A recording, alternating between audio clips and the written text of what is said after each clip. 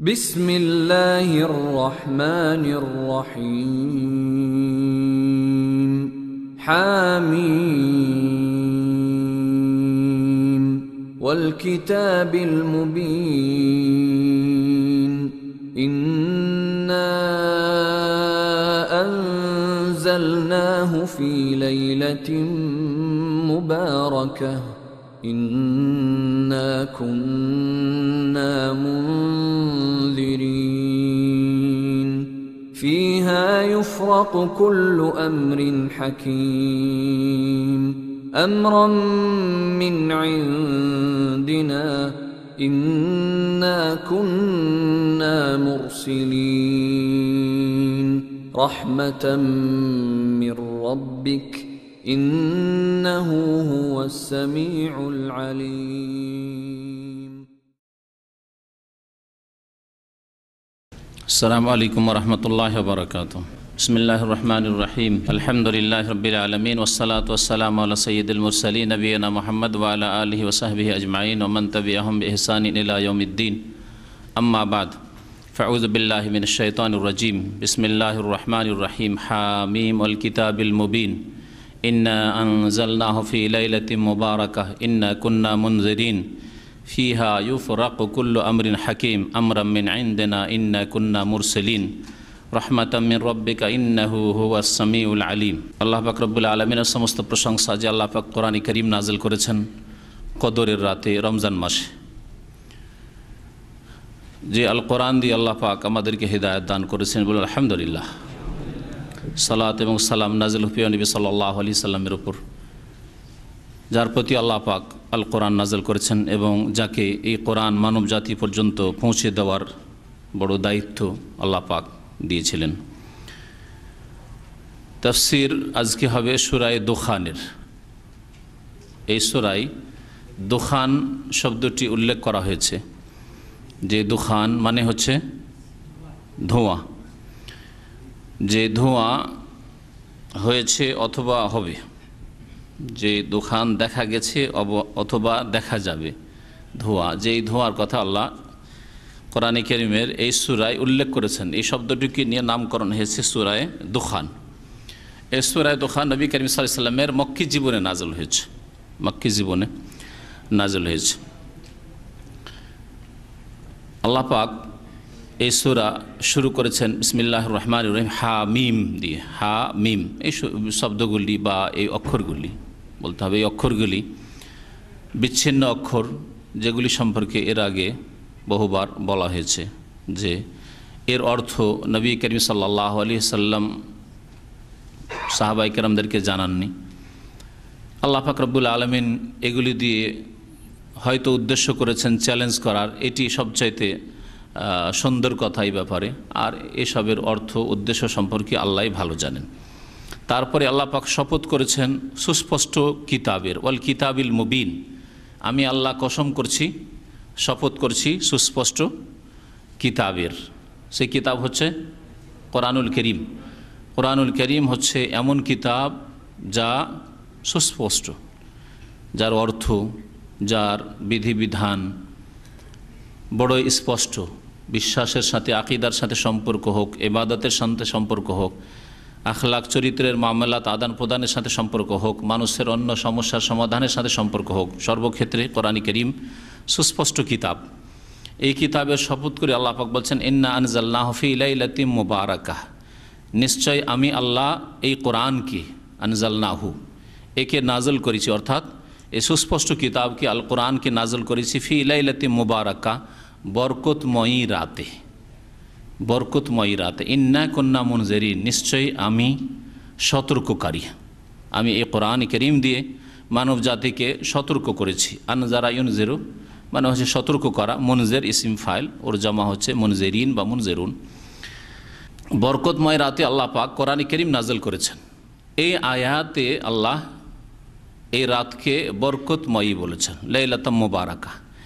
এই মুবারক রাত বলাই এক শ্রেণীর বিদাতীরা পথভ্রষ্ট হয়েছে সুস্পষ্ট আয়াতকে বাদ দিয়ে, যাতে এই বরকতময়ী রাতের স্পষ্ট ব্যাখ্যা করা হয়েছে তা বাদ দিয়ে বিভ্রান্তির শিকার হয়েছে।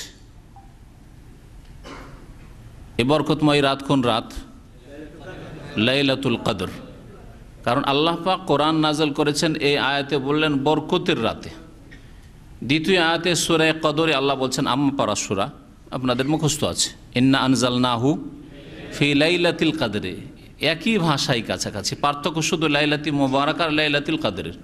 এখানে আছে ইন্না আনজালনাহু ফি লাইলাতি মুবারাকা, আর ওখানে আছে ইন্না আনজালনাহু ফি লাইলাতুল কদর। নিশ্চয়ই একে আমি নাযিল করেছি, অর্থাৎ আল কোরআন নাযিল করেছি কোন রাতে? লাইলাতুল কদরে, কদরের রাতে। আল্লাহকে বলে লাইলাতুল বারাতে, শবে বারাতে বললেন, কদরের রাতে বলেছেন। এরপরেও যদি কেউ বিভ্রান্ত হয় তো ওর চাইতে হতভাগা আর কেউ হতে পারেন না, স্পষ্ট কথা। তারপরে কেউ যদি বিভ্রান্তির শিকার হয় তাহলে শয়তানের খপ্পরে পড়েছে। ইন্না আনজালনা ফি লাইলাতুল কদর স্পষ্ট আল্লাহ করে দিলেন। আর এই কদরের রাত কোনখানে? আর একটি সম্ভাবনা থেকে যেতে পারে, বা বিদাতিরা টেনে নিয়ে যেতে পারে যে ওটা কি কদর রাত বলা হয়েছে যেটা শাবান মাসে হয়, তাই না? এটা তো বলতে পারে যে ওটা কি কদর রাত বলা হয়েছে যেটা শাবান মাসে হয়। তারও খণ্ডন আল্লাহ কোরআনে কারিমে করে দিয়েছেন। সূরা বাকারায় আল্লাহ বলছেন, শাহরু রমাদান আল্লাযী উনজিলা ফীহিল কোরআন। রমজান এমন এক মাস যেই মাসে আল্লাযী উনজিলা ফীহিল কোরআন, আল কোরআন নাযিল হয়েছে। তাহলে আল কোরআন নাযিল হয়েছে রমজান মাসে, শাবানে নয়। কদরের রাতে নাযিল হয়েছে, শবে বরাত বলে কোনো রাতে নয়, কদরের রাতে নাযিল হয়েছে। আর সেই রাত কি আল্লাহ এই তৃতীয় আয়াতে সূরা দুখানে বলেছেন লাইলাতুম মুবারাকা, বরকতময় রাত। তাফসীর ইবনে কাসির, যেটা সবচেয়ে ভালো তাফসীর, কোরআনের তাফসীর, কোরআন দিয়ে এবং হাদিস দিয়ে সেই তাফসীর পড়েন তাহলে তাতে স্পষ্টই পাবেন। আর বাংলা এটা অনুবাদ হয়ে গেছে যে এই লাইলাতুম মুবারাকা হচ্ছে। আর এই তিনটি আয়াতই সূরা দুখান এবং সূরা বাকারা, সূরা কদরের এই তিনটি আয়াতই ইমাম ইবনে কাসির রহমাতুল্লাহ নিয়ে এসেছেন, যা আপনাদের সামনে পেশ করলাম। আল্লাহ কোরআনে কারীম দিয়ে সতর্ক করেছেন মানুষকে, ফিহা ইউফরাকু কুল্লু আমরিন হাকিম। ফিহা মানে এই রাতে, হা জামিরের মারজা হচ্ছে এই রাতে, অর্থাৎ এতে, অর্থাৎ এই রাতে, বরকতময় রাতে। ইউফরাকু কুল্লু আমরিন হাকিম, সিদ্ধান্ত নেওয়া হয় বা স্থির করা হয় বলতে হয়। ইউফরাক, ফারাকা ইয়াফরাকু মানে ফয়সালা করা হয়, স্থির করা হয়। কুল্লু আমরিন হাকিম, প্রত্যেক প্রজ্ঞাপূর্ণ কাজের। আমর মানে কাজ, আমরের দুটি অর্থ হয়, এর আগে বলেছি। তাফসীর করতে কাজ হয় আমর মানে, আর আমর মানে আদেশ নির্দেশে হয়। আমরের জমা অমুর, ওর মানে কাজ। ওয়াইলাল্লাহি তুরজাউল অমুর, সমস্ত কাজ কর্ম আল্লাহর কাছে ফিরে যাবে, অমুর। আর যখন আদেশের অর্থ হবে তখন আমরের বহু বচন হয় আওয়ামের। অনেকগুলি আদেশ যদি আসে, নির্দেশাবলী, তাহলে বলা হয় আওয়ামের। আজকাল এই শব্দটি ব্যবহার করে থাকে এই ভাষায়। তো এই রাতে স্থির করা হয় প্রত্যেক প্রজ্ঞাপূর্ণ হিকমতের কাজের। আল্লাহ পাকের পক্ষ থেকে এই রাতে ফয়সালা হয় কাজের।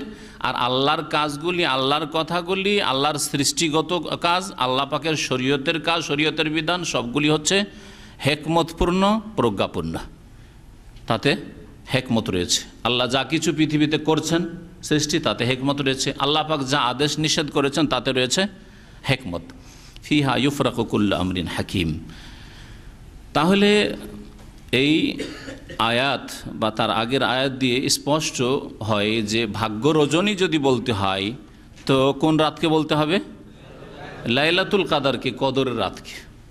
কারণ আল্লাহ বলছেন এই রাতে প্রত্যেক হেকমতের কাজের স্থির করা হয় বা কাজের সিদ্ধান্ত নেওয়া হয়।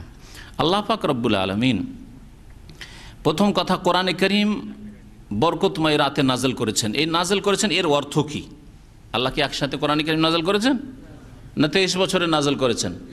40 বছর বয়সে নবী সাল্লাল্লাহু আলাইহি ওয়াসাল্লামের যখন 40 বছর বয়স তখন কোরআন নাযিল হওয়া শুরু হয়েছে। আর 63 বছর বয়সে ইন্তেকাল হচ্ছে, তার পূর্বে সমাপ্ত হয়েছে। শুরু হয়েছে ইকরা বিসমি রাব্বিকাল্লাযী খালাক দিয়ে, আর শেষ হয়েছে তাফসীরকারদের নিকটে ওয়াত্তাকু ইয়াওমান তুরজাউনা ফীহি ইলাল্লাহ সুম্মা তুওয়াফা কুল্লু নাফসিন মা কাসাবাত ওয়া হুম লা ইউযলামুন। এই দিয়ে শেষ হয়েছে 23 বছরে। তাহলে বরকতময় রাতে কোরআন নাযিল হয়েছে, এর অর্থ কি? এর অর্থ হচ্ছে দুইটির যে কোনো একটি অর্থ হতে পারে। প্রথম অর্থ হচ্ছে যে আল্লাহ পাক লৌহে মাহফুজ থেকে, সুরক্ষিত ফলক থেকে, যাতে আল্লাহ পাক তকদির লিখে রেখেছেন, যাতে কোরআনে কারীম লিখিত রয়েছে, সেখান থেকে আল্লাহর কালাম কোরআনে কারীমকে প্রথম আকাশের বাইতুল ইজ্জাতে নাযিল করেছেন। এটা ছিল এই বরকতময় রাত, অর্থাৎ কদরের রাত, যা ছিল রমজানে। আর সেখান থেকে ফেরেশতা তখন জিবরাইল আলাইহিস সালাম নবী করিম সাল্লাল্লাহু আলাইহি ওয়াসাল্লামের কাছে যখন যেই রকমের প্রয়োজন হয়েছে, যখন যেমন আল্লাহর আদেশ হয়েছে এই আয়াত এই সূরাগুলি নিয়ে যাও, তখন নবী করিম সাল্লাল্লাহু আলাইহি ওয়াসাল্লামের কাছে নিয়ে এসেছেন ফেরেশতা 23 বছরে। এটা হচ্ছে কোরআন কারীম নাযিল করা মানে 7 আসমানের উপর থেকে লৌহে মাহফুজ থেকে প্রথম আসমানে নাযিল করা। ইন্না আনজালনা ফি লাইলাতিল কদরি বা ফি লাইলাতিন মুবারাকার অর্থ।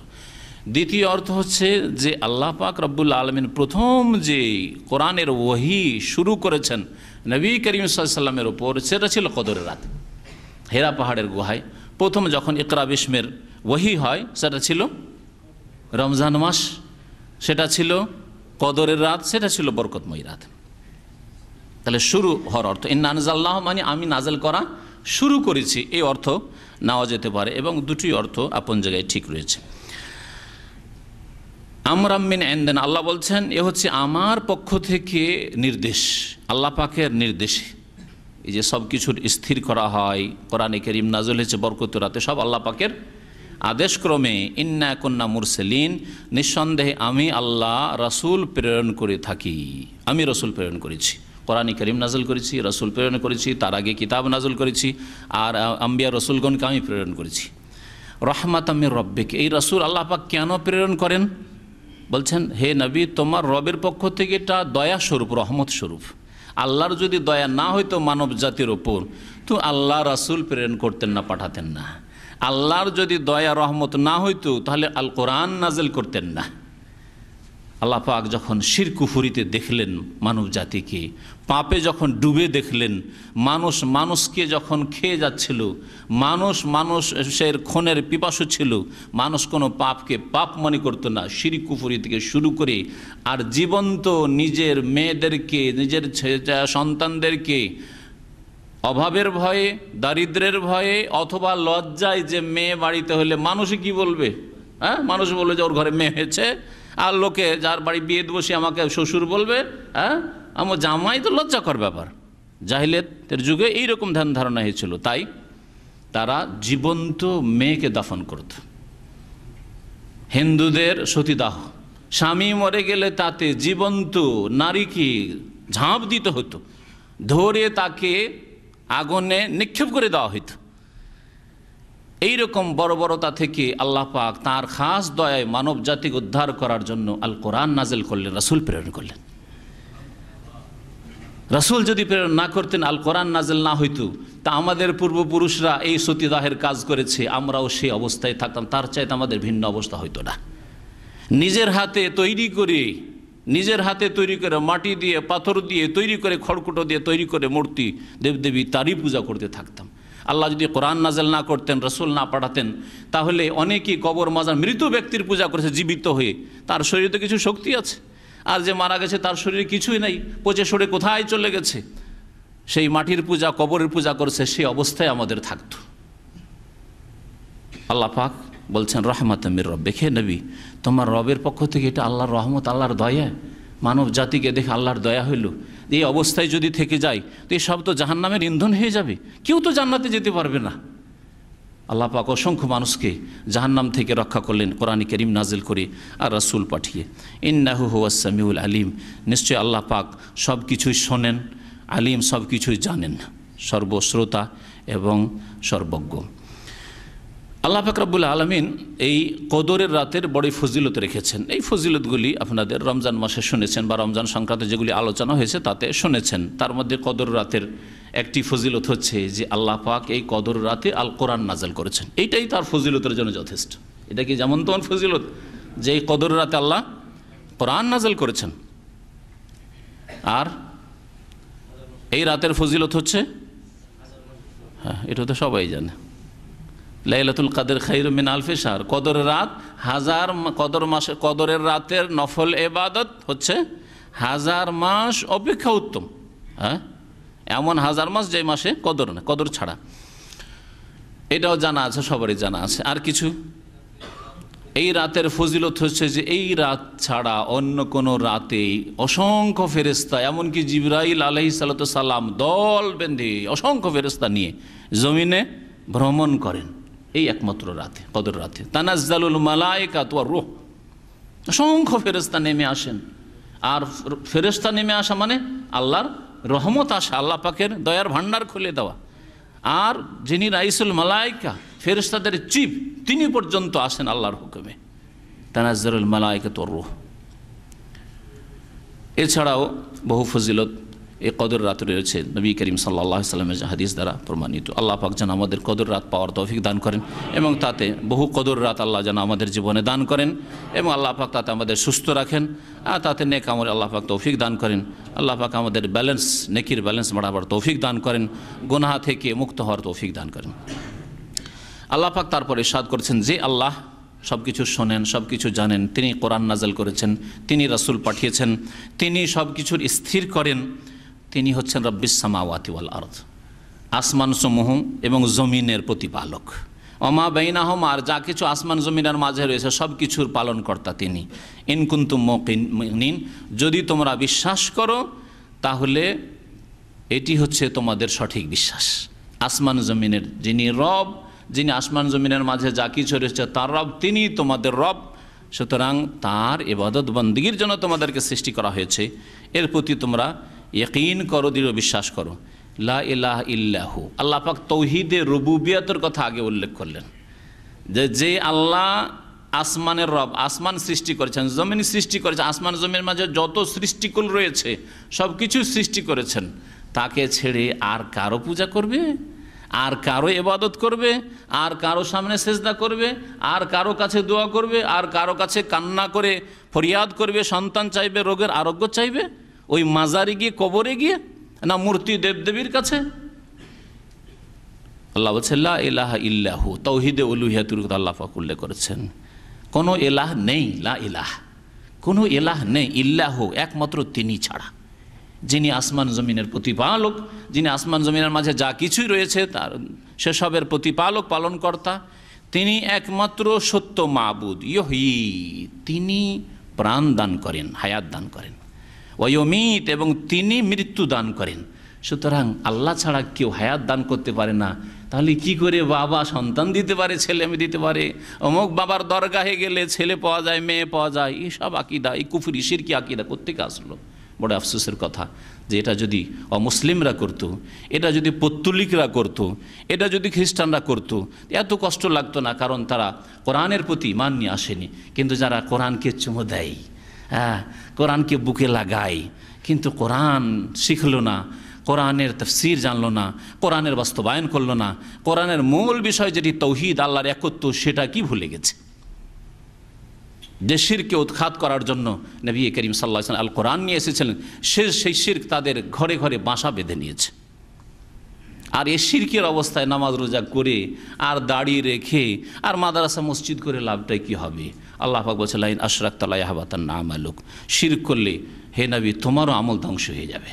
ওয়ালাউ আশরাকু লাহাবিতা আনহুম মা কানু ইয়ামালুন, 18 জন নবীর কথা আল্লাহ পাক সূরা আনামে উল্লেখ করার পর বলছেন তারাও যদি শিরক করত তাহলে তাদের সমস্ত আমল ধ্বংস হয়ে যেত। কোনো লাভ নেই, কোনো লাভ নেই। এই কবর মাজার পূজা করে আর তারপর নামাজ রোজা করা আর তারপর মসজিদ মাদ্রাসা করা আর তারপরে ইসলামের চর্চা করা, এইসব করে কোনো লাভ নেই। আল্লাহ পাক যেন মুসলিম জাতিকে বুঝার তৌফিক দান করেন এবং শিরক কুফরি খপ্পর থেকে আল্লাহ পাক, এই শয়তানের কবল থেকে আল্লাহ পাক যেন উদ্ধার করেন। আল্লাহ পাক ইরশাদ করেছেন যে রব্বুকুম ওয়া রব্বু আবাইকুমুল আউয়ালুন, তিনি হে মানুষ তোমাদের প্রতিপালক, ওয়া রব্বু আবাইকুমুল আউয়ালিন, আর তোমাদের পূর্বপুরুষ, যে পূর্বযুগের পূর্বপুরুষরা তাদেরও তিনি রব। আউয়ালিন মানে আগের, পূর্বের, আর আবাইকুম তোমাদের পিতৃপুরুষ, তোমাদের পিতৃপুরুষ যারা আগে চলে গেছে, পূর্বে চলে গেছে, তাদেরও তিনি রব। যেমন তোমাদের রব, তেমন তোমাদের পূর্বে যত মানুষ চলে গেছে তাদের রব আল্লাহ পাক রব্বুল আলামিন। বাল হুম ফি শাক্কিন ইয়ালাবুন, কিন্তু মানুষ, বাল মানে বরং মানুষের অবস্থা হচ্ছে যে তারা সংশয়ে, সন্দেহের খেলায় মত্ত রয়েছে, সন্দেহের খেলায় মত্ত রয়েছে। এখানে আল্লাহ পাক রব্বুল আলামিন এক ধরনের খেলার কথা উল্লেখ করেছেন, যেই খেলায় শয়তান মাতিয়ে দিয়েছে মানুষকে, সেটা হচ্ছে সন্দেহে পড়ে থাকা, সংশয়ে পড়ে থাকা, যার ফলে ঈমান নেই। আর ঈমান জন্মসূত্রে থাকলে কর্ম নেই। দ্বিতীয় রোগ হচ্ছে শাক্কের বিপরীত আর এক রোগ, সেটা হচ্ছে শাহওয়াতের রোগ, সেটা হচ্ছে মনের কামনা বাসনা পূরণ করার রোগ, ভোগবিলাস করার, অবৈধ বাধাহীন ভোগবিলাস করার রোগ মানুষের মধ্যে রয়েছে, এই স্বভাব রয়েছে। এই দুই রোগে শয়তান রোগাক্রান্ত করে দিয়ে এদেরকে জাহান্নামে নিয়ে যাবে। মানুষের হচ্ছে এই দুটি রোগ, শাহওয়াতের রোগ, কুপ্রবৃত্তির অনুসরণের রোগ, আর একটি হচ্ছে সন্দেহ সংশয়ের রোগ। আল্লাহ বলছেন বালহুম ফি শাক্কিন ইয়ালাবুন, বরং তারা সন্দেহের খেলায় মত্ত রয়েছে। ফি শাক্কিন, সন্দেহে নিমজ্জিত রয়েছে, ইয়ালাবুন, আর সেই খেলায় তারা মেতে রয়েছে। সন্দেহের খেলা, 5 ওয়াক্ত নামাজ না পড়লে নাজাত পাবেন না, অথচ মুসলিম নামাজ পড়ছেন না, কেন বলেন? নিশ্চয় সন্দেহ আছে। এগুলো হুজুরদের কথা। আপনার যদি দৃঢ় বিশ্বাস থাকতো যে আল্লাহ পাক রব্বুল আলামিন একদিন কিয়ামতের মাঠে উঠাবেন, এইরকম উঠা নয়, উঠাবেন এমন অবস্থায় উঠাবেন যেখানে ঘামে হাবুডুবু করবে, এরকম এসি চলছে আর বসে আছেন, অথবা হাট বাজারে ঘোরাঘুরি করছেন, অথবা কোনো মাঠে হাজির হয়েছেন, জলসজ মহফিল ইজতিমাতে হাজির হয়েছেন, এইরকম নয়। আল্লাহ পাকের কাছে আসামি হাজির হইতে হবে, আর সেখানে প্রথম হিসাব হবে কিসের? প্রথম মুমিন না কাফের এটা দেখা হবে। কাফের ফালা নকিমুল লাহুম ইয়াউমাল কিয়ামাতি ওয়াজনা, কোনো দাঁড়ি পাল্লা তাদের প্রয়োজনই নেই, বিনা হিসাবে জাহান্নাম। আর হিসাব হওয়ার পরে জান্নাত না হয় জাহান্নাম, এটা মুসলিমদের হবে। আর প্রথম হিসাব হবে নামাজের, 5 ওয়াক্ত সালাতের হিসাব হবে। জানেন, তারপরে যদি বিশ্বাস থাকতো, শাক বালহুম ফি শাক্কিন ইয়ালাবুন, এই সন্দেহ না থাকতো, আর সন্দেহ খেলায় যদি মেতে না থাকতেন, তাহলে কোনো মুসলিম বেনামাজি হতে পারে? আপনি কি বেনামাজি হতে পারতেন? আপনি কি আধা নামাজি হতে পারতেন? ফজর ছাড়তে পারতেন? কখনো পারতেন না। কারণ ভালো করে জানছেন যে কোনো সময় আমার মওত হতে পারে, আর আল্লাহর কাছে আমাকে হাজির হইতে হবে, ওয়াইল আল্লাহি তুরজাউন, আর সেখানে ফিরে গিয়ে আমাকে 5 ওয়াক্ত নামাজের হিসাব দিতে হবে। শুধু এই নামাজের না, জীবনের প্রতিটি কাজের হিসাব দিতে হবে। সুতরাং কদম উঠাইতে হবে চিন্তা করে যে আমি এই কদম উঠিয়ে হিসাব দিতে পারবো কিনা, এই কাজ করে আমি জবাব দিতে পারবো কিনা, এই কথা বলে আমি জবাব দিতে পারবো কিনা, এই রকম জীবনযাপন করে আমি জবাব দিতে পারবো কিনা।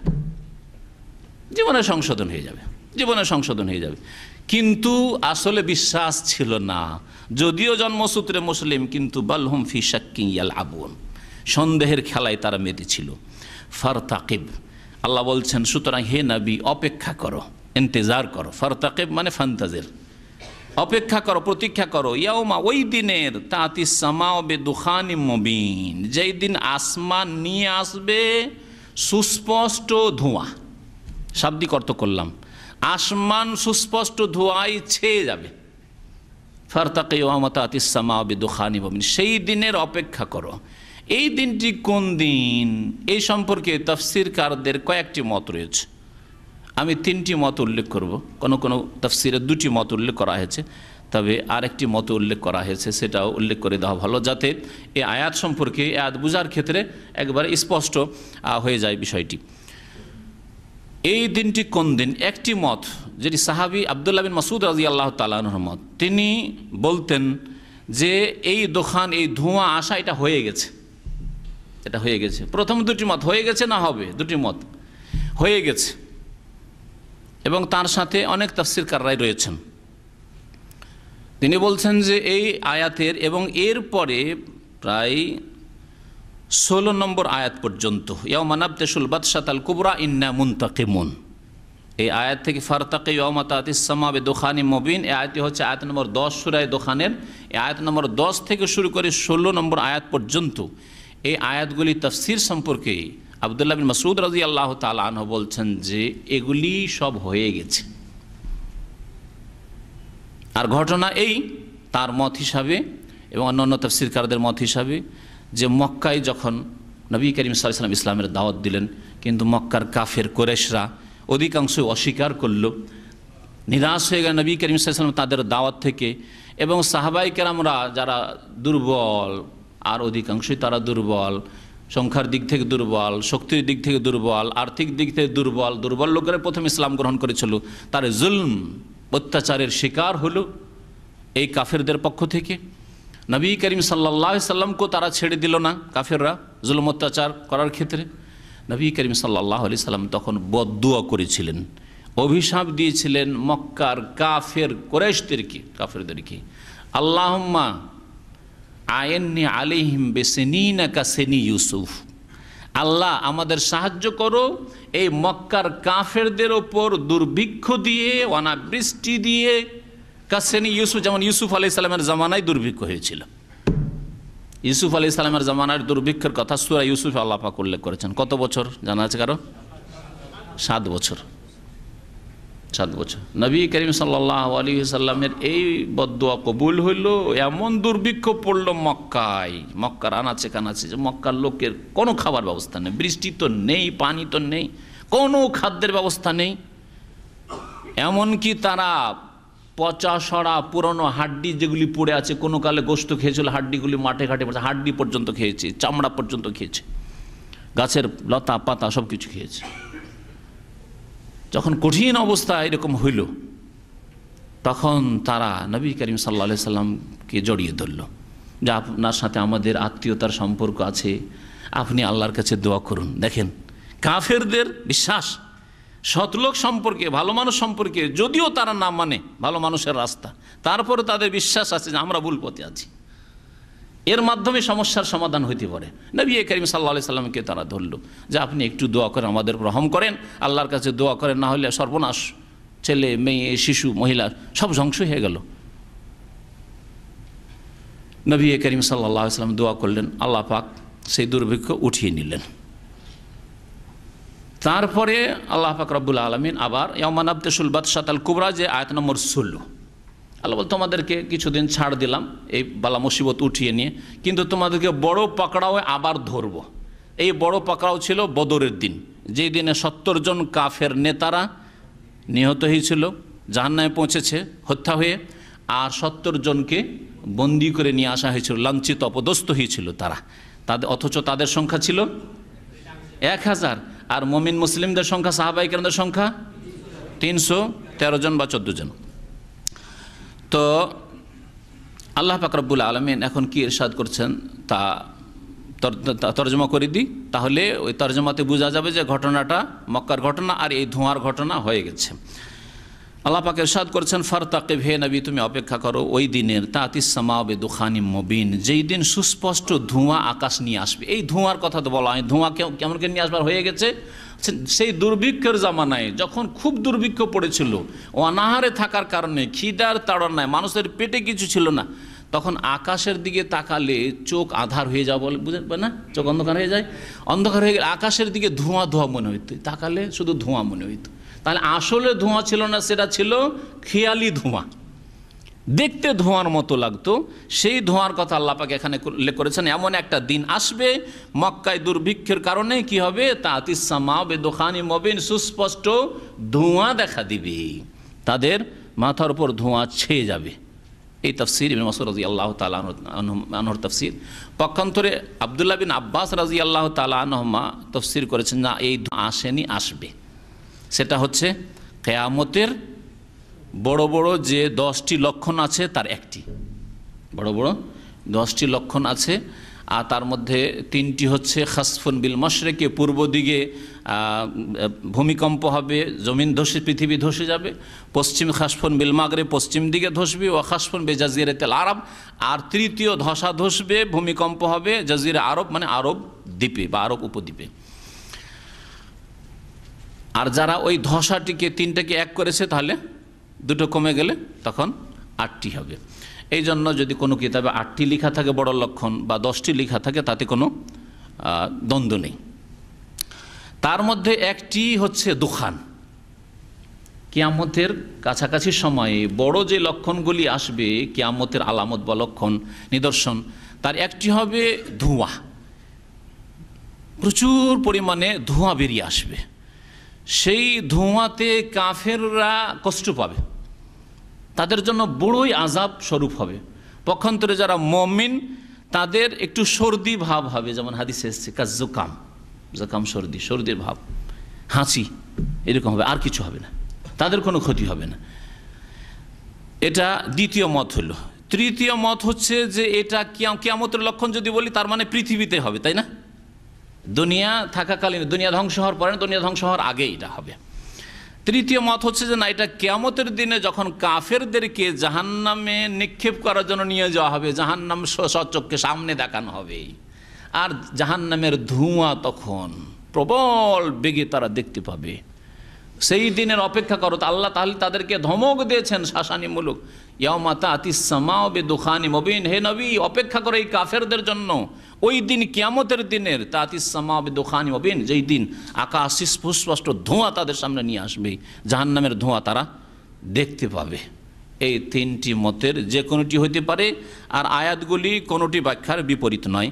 আল্লাহ পাক রব্বুল আলামিন কোরআন কারিমে এত ব্যাপকতা আছে যে সেগুলি যদি অন্য কোনো আয়াত অথবা হাদিসের বিরোধী না হয়, তাহলে একটি অর্থ না সবগুলি অর্থ নেওয়া যেতে পারে। এখন তরজমা তাফসীর দেখা যাক। আল্লাহ পাক বলছেন ইয়াকশান নাসা, এই ধোঁয়া মানুষকে ঢেকে নেবে, মানব জাতিকে ঢেকে নেবে। যারা বলছে এটা হয়ে গেছে, যেমন ইবনে মাসউদ, তারা বলছে একশান নাস মানুষকে মানে মক্কাবাসীকে, তারা মক্কাবাসীর সাথে খাস করতে হচ্ছে। ইবনে আব্বাস রাদিয়াল্লাহু তাআলা বলতেন যে আল্লাহ আন্নাসা বলেছেন, আল্লাহ তো বলেন যে মক্কার লোক, শুধু সমস্ত লোককে, তাহলে বোঝা গেল এটা কিয়ামতের বড় নিদর্শন একশান নাস। আর যারা বলছেন আখিরাতে, তারা বলছে একশান নাস মানে কাফের মানুষদেরকে এই জাহান্নামের ধোঁয়া ঢেকে নেবে। হাজা আযাবুন আলিম, এবং এটা তাদের জন্য বড়ই যন্ত্রণাদায়ক শাস্তি হবে। কাফেরদের জন্য যন্ত্রণাদায়ক শাস্তি, যেটা ধোঁয়া হয়ে গেছে, ধোঁয়ার মতো তারা দেখেছে দুর্ভিক্ষে, এটা ছিল তাদের জন্য বড় শাস্তি। আর কিয়ামতের পূর্বে যে বড় নিদর্শন হবে সেটাও বড় শাস্তি হবে। রব্বানা ইকশিফ আন্নাল আযাব, হে আমাদের রব, ইকশাফ আন্নাল আযাব, আমাদের থেকে আযাবকে উঠিয়ে নাও। কাশাফে একশাফ মানে উঠিয়ে নাও, খুলে দেওয়া, আযাবকে উঠিয়ে নাও। মক্কার কাফেররা, ওই ব্যাখ্যা যদি মক্কার কাফেররা নবী সাল্লাল্লাহু আলাইহি ওয়াসাল্লামের কাছে এসে দরখাস্ত করেছিল আমাদের থেকে তুমি দোয়া করো আল্লাহর কাছে আযাবটা যেন দূর হয়ে যায়, আমাদের বড়ই শাস্তি, বড়ই কষ্ট হচ্ছে, আর আমরা বাঁচছি না, সব ধ্বংস হয়ে যাব। আর বহু লোক তো এই দুর্ভিক্ষে মারাই গেছে। রব্বানা ইকশিফ আন্নাল আযাব। আর কিয়ামতের পূর্বে যে বড় নিদর্শন হবে তখন হইতে পারে এটা, রব্বানা ইকশিফ আন্নাল আযাব, আল্লাহ এই অবস্থা দূর করে দাও, তওবা করে নেব, আল্লাহ আমাদেরকে সময় দাও, রব্বানা ইকশিফ আন্নাল আযাব, এই আযাব দূর করে দাও, এখন আমরা সংশোধন করব, বুঝতে পেরেছি যে দুনিয়া ধ্বংস হয়ে যাবে, আর বেশি সময় নেই, আমরা তওবা করছি। কিয়ামতের পূর্ব মুহূর্তে লোকেরা, পাপীরা তওবা করবে। এই ক্ষেত্রে এই আয়াত প্রযোজ্য। আর যদি হাসরের মাঠে হয় জাহান্নাম দেখার পরে, তাহলে এর সমর্থনে আরও বহু আয়াত রয়েছে। যখন কিয়ামতের মাঠে, মওতের সময়, এই বিভিন্ন সময়গুলিতে কাফের আল্লাহর কাছে দরখাস্ত করবে যে আল্লাহ ফিরিয়ে দাও, রব্বের জীবন আল্লাহ ফিরিয়ে দাও। মওতের সময় দরখাস্ত করবে, জাহান্নাম যখন দেখবে তখন দরখাস্ত করবে, কবরে যখন শাস্তি হবে আল্লাহর কাছে আল্লাহ একবার ফিরিয়ে দাও, আল্লাহ যা ভুল করেছি আল্লাহ আর ভুল করব না, যা অন্যায় করেছি আল্লাহ আর অন্যায় করব না, সব কিছু দান খায়রাত করে দেবো, সারা জিন্দেগি নামাজ পড়বো, ভালো কাজ করবো, শিরক করবো না, কুফরি করবো না, আল্লাহ তোমাকে মানব। রব্বানা ইকশিফ আন্নাল আযাব, এইভাবে তারা দোয়া করবে। ইন্না মুমিনুন, আমরা মুমিন হয়ে যাব, আল্লাহ ইন্না মুমিনুন আন্না লাহুমুয যিকরা ওয়া কাদ জাআহুম রাসূলুম মুবিন। আল্লাহ বলছেন তাদের উপদেশ আর কি কাজে আসবে? কিয়ামতের মাঠে চলে এসছো, এখন আর উপদেশ কি কাজে আসবে? অথবা কিয়ামত ঘনিয়ে চলে এসছে, কিয়ামতের বড় লক্ষণ দেখে ফেলেছে, আর এই উপদেশ কি কাজে আসবে? এই দুইটি ব্যাখ্যার ক্ষেত্রে এভাবে তরজমা বা ব্যাখ্যা করা যেতে পারে, তাফসীর করা যেতে পারে। আর যদি মক্কার কুরাইশদের ক্ষেত্রে এই আয়াত হয়, তাহলে বলতে আন্না লাহুমুয যিকরা, এদেরকে আর উপদেশ কাজে আসবে? এরা এত শক্ত হয়েছে কুফরির ওপর যে এরা উপদেশ নেবে না, আবু জাহাল উপদেশ নেবে না, আবু লাহাব, উতবা, শাইবা, রাবিয়া এরা উপদেশ নেবে না। আন্না লাহুমুয যিকরা ওয়া কাদ জাআহুম রাসূলুম মুবিন, অথচ তাদের কাছে সুস্পষ্ট ভাষী রাসূল এসেছেন, এমন রাসূল এসেছেন যিনি মুবিন, সুস্পষ্ট কথা বলতে পারেন, স্পষ্টভাবে কথা মানুষের কাছে প্রকাশ করতে পারেন। এমন নয় যে অনেক বক্তা থাকে, অনেক বলার মানুষ থাকে, বলে কিন্তু তার কথাই বোঝা যায় না, বুঝলাম না, সেই জন্য জানতে পারলাম না, মানতে পারলাম না, এমন তো নয়। ওয়াকাদ জাআহুম রাসূলুম মুবিন, সুবহানাল্লাহ। সুম্মা তাওয়াল্লাউ আনহু, অতঃপর তারা তার থেকে মুখ ফিরিয়ে নিয়েছিল, নবী করিম সাল্লাল্লাহু আলাইহি ওয়াসাল্লামের দাওয়াত থেকে তারা বিমুখ হয়েছিল। ওয়া কালু, এবং এই কাফেররা বলেছিল মুআল্লামুন মজনুন, এ মুহাম্মদ কে শিখানো হয়েছে গো, এ কি জানবে, এ তো ইয়াতিমা নিরক্ষর হয়ে তো বড় হয়েছে, মুআল্লামুন, একে কেউ শিখিয়ে পাঠিয়েছে, এগুলো একে শয়তানে শিখাচ্ছে, মন্তব্য করতো তারা, একে কোনো জাদুকরে শিখাচ্ছে, এগুলো সব জাদুর কাজ কারবার। মুআল্লামুন, মুআল্লিম মানে যে শিখায়, আর মুআল্লাম ইসিম মাফুল, মুআল্লাম মানে যাকে শেখানো হয়েছে, একে শিখানো, একে পাঠ পড়িয়ে পাঠিয়েছে, একে শয়তানে পাঠ পড়িয়েছে, একে জাদুঘররা পাঠ পড়িয়েছে। মুআল্লামুন মজনুন, আবার বলতো মজনুনে পাগল, তাদের কথায় বৈপরীত্য নাই। এতেই বোঝা যাচ্ছে যে বাতিলপন্থী এরা। পাগল আবারকে শেখানো সম্ভব? বলেন দেখি, পাগলকে শেখানো সম্ভব? অসম্ভব কথা। দুনিয়ার সকল মানুষকে শেখাতে পারেন, পাগলকে কিছু শেখাতে পারবেন না। পাগলকে যতই বলেন, যতই পায়খানা খেও না, পায়খানা খেও না, পেশাব খেও না, ন্যাংটা হইও না, শুনবে নাকি? তার নবীকে তারা পাগলও বলতো, আবার বলতো একে শেখানো হয়েছে, পাঠ পড়ানো হয়েছে। কথাতে কত বৈপরীত্য, দ্বন্দ্ব তাদের। তার মানে তারা বাতিলপন্থী। আল্লাহ বলছেন ইন্না কাশিফুল আযাবি কালিলান, নিশ্চয় আমি আযাবকে দূর করে দেব, সরিয়ে দেব সামান্য সময়ের জন্য। কালিলান, কিছু সময়ের জন্য আযাব দূর করে দেব। মক্কার ঘটনা হলে আল্লাহর কাছে নবী করিম সাল্লাল্লাহু আলাইহি ওয়াসাল্লাম দোয়া করলেন, আল্লাহ আমার কম বড় কঠিন অবস্থায় পড়েছে, তাদের জন্য বদদোয়া করেছিলাম, তাদের এই আযাবকে সরিয়ে দাও। আল্লাহ বলছে ইন্না কাশিফুল আযাবি কালিলান, এই আযাব আমি কিছুক্ষণের জন্য দূর করে দেব। কিন্তু এরা হেদায়েত হবে না। ইন্নাকুম আয়েদুন, আবার এরা ফিরে আসবে। এরা পাপে, কুফরিতে, আবার অন্যায়ে, তোমার শত্রুতায়, আমার দিনের শত্রুতায় আবার ফিরে আসবে। আর যদি আখেরাতের কথা হয় অথবা কিয়ামতের পূর্ব মুহূর্তে বড় লক্ষণের কথা হয়, তাহলে বলবেন যে ইন্না কাশিফুল আযাবি কালিলান, আমি এই আযাব যদি দূরও করে দিই আর এদেরকে যদি সময় সুযোগ আরও অবসর দিয়ে দিই, তারপরে আবার এই পাপের দিকে ফিরে আসবে। যে কোনো মানুষকে মতের সময় যে আল্লাহর কাছে দরখাস্ত করে, আবার যদি ফিরিয়ে পাঠিয়ে দেয়, আবার ভোগবিলাস শুরু করবে, আবার পাপ শুরু করবে, ভুলে যাবে। ইন্নাকুম আয়েদুন, আল্লাহ বলছেন ইয়াউমা নাবদেশুল বাতশাতাল কুবরা, সেই দিনকে স্মরণ করো যেই দিন বড় পাকড়াও আমি পাকড়াও করব। বাতাসে আবদশ মানে ধরে নাও, পাকড়াও করা।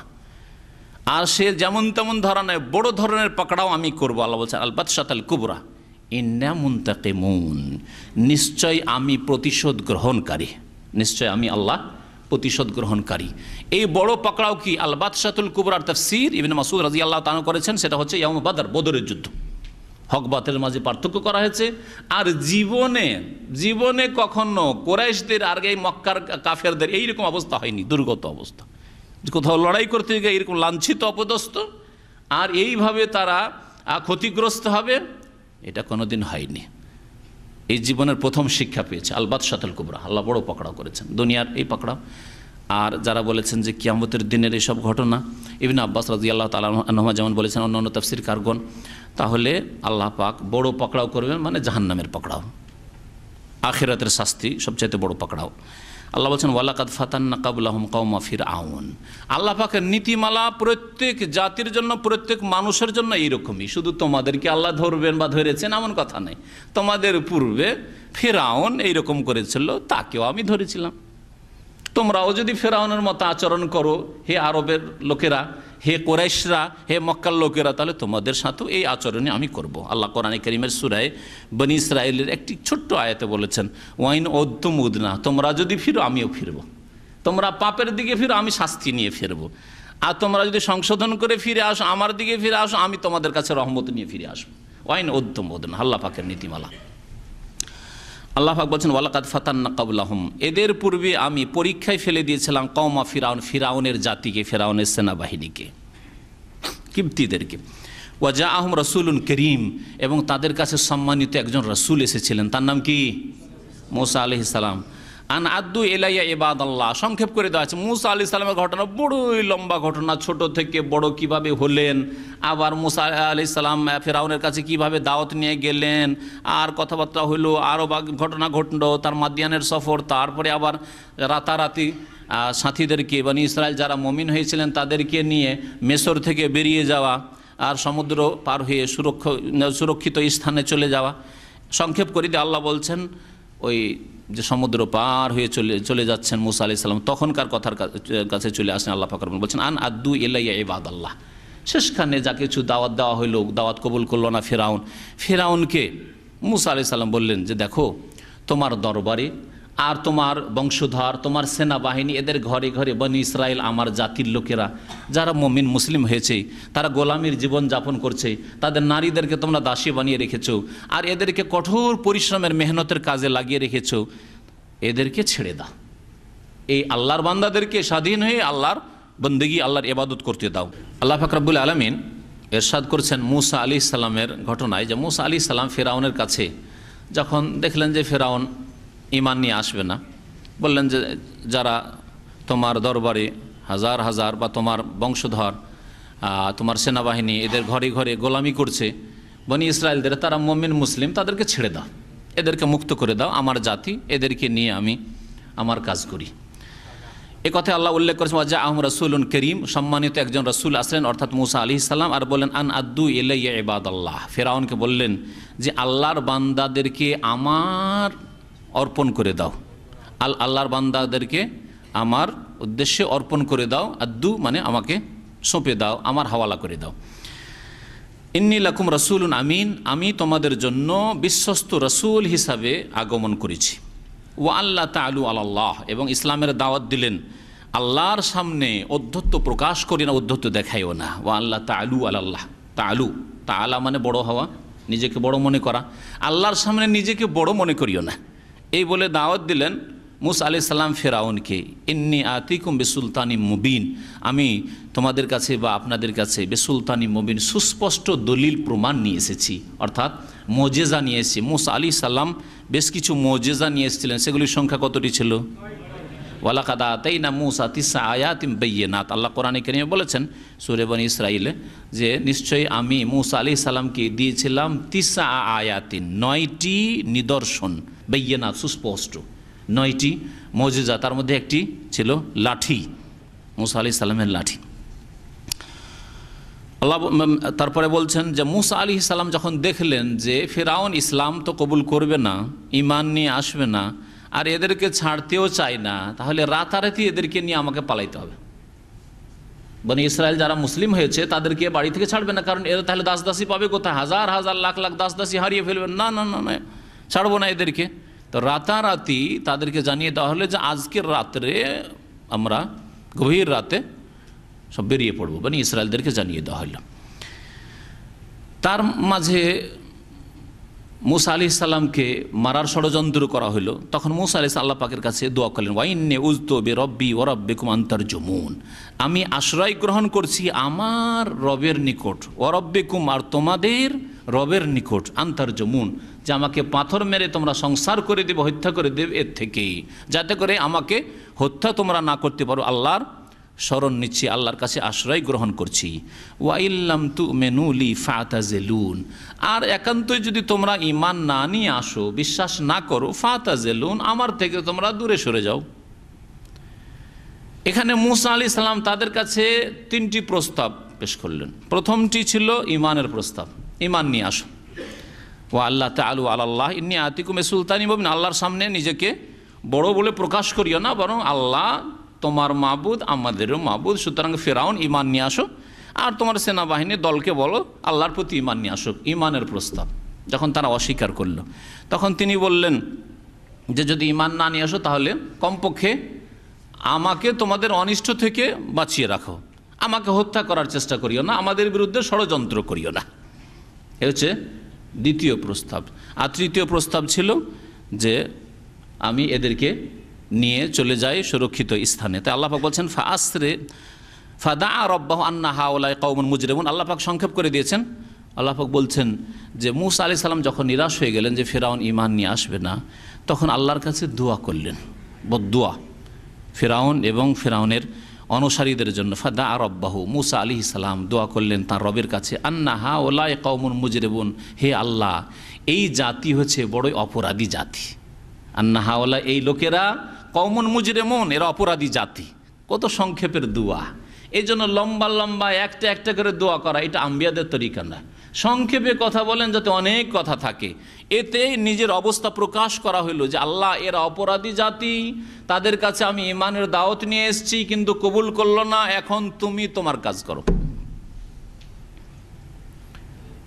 মুসা আলাইহিস সালাম যখন মাদিয়ানে গিয়েছিলেন আর কয়েকদিন ধরে অনাহারের সফর, সেখানে গিয়েও বড়ই সংক্ষেপে দোয়া করেছেন, রব্বে ইন্নী লিমা আনজালতা ইলাইয়া মিন খাইরিন ফাকির, আল্লাহ রব্বে ইন্নী লিমা আনজালতা ইলাইয়া, যা কিছু আমার ভাগ্যে নাজেল করেছে তুমি আকাশ থেকে রিজিক, ফাকির তার আমি মুখাপেক্ষী হয়েছি, তার প্রয়োজন হয়েছে আল্লাহ।